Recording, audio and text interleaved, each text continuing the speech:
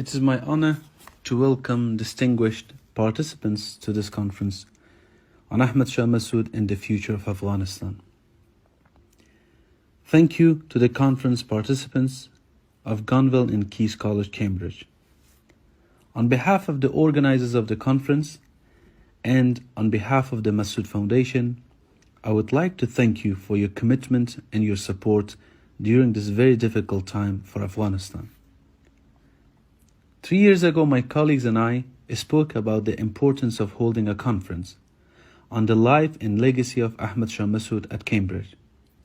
Since then, many have contributed to making this a reality, and I would like to sincerely express my gratitude to them.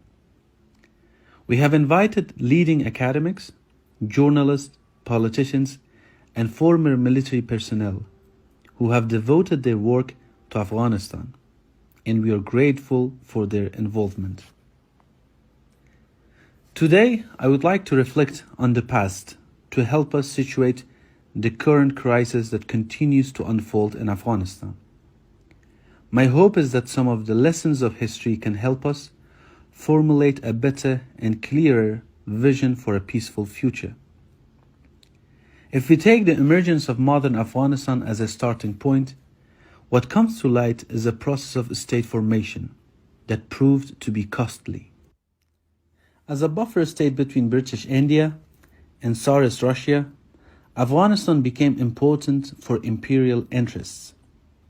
This model of nation formation dictated a highly centralized political and administrative system. We believe that this long-standing model is not constructive to a country that is home to diverse communities, each of which is rich in its own history, languages, and cultural heritage.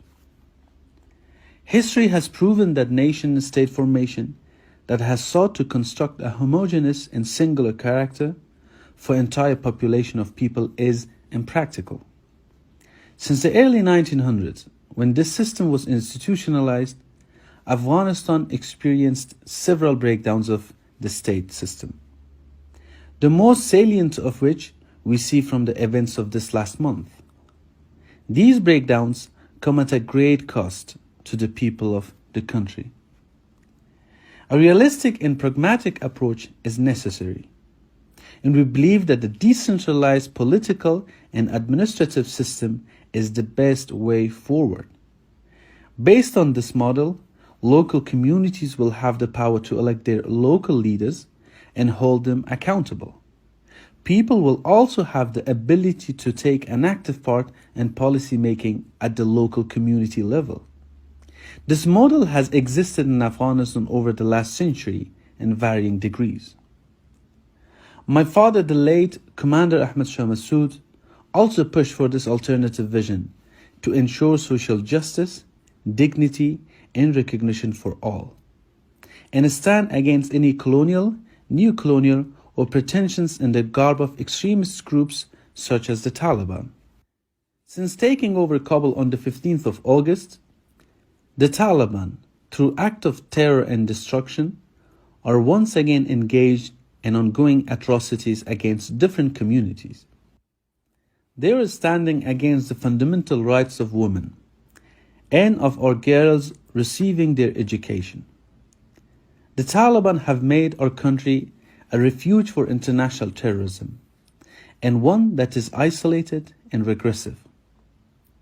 Alongside the men and women of Afghanistan, we stand firmly against the Taliban's foreign ideology. We have seen women leading the opposition on the ground in standing up for their rights. We want an Afghanistan that is inclusive, one that preserves and promotes the rights of women, one that is not isolated but connected, a country that has productive relationship with the region and with the world. We have formed the National Resistance Front to continue the path of our forefathers and realize the aspiration of the people of Afghanistan.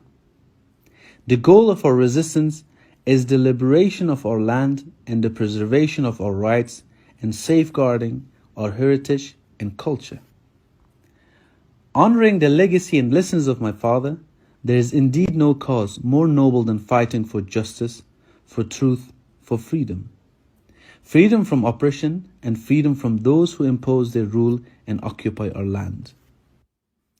Through the series of conferences inaugurated today on the life and legacy of Ahmad Shah Massoud, we can be better informed in ways we can formulate a vision for an alternative future, where the will of the people will serve as its foundation.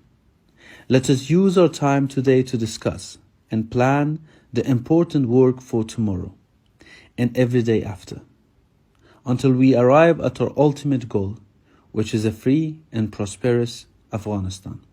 Thank you.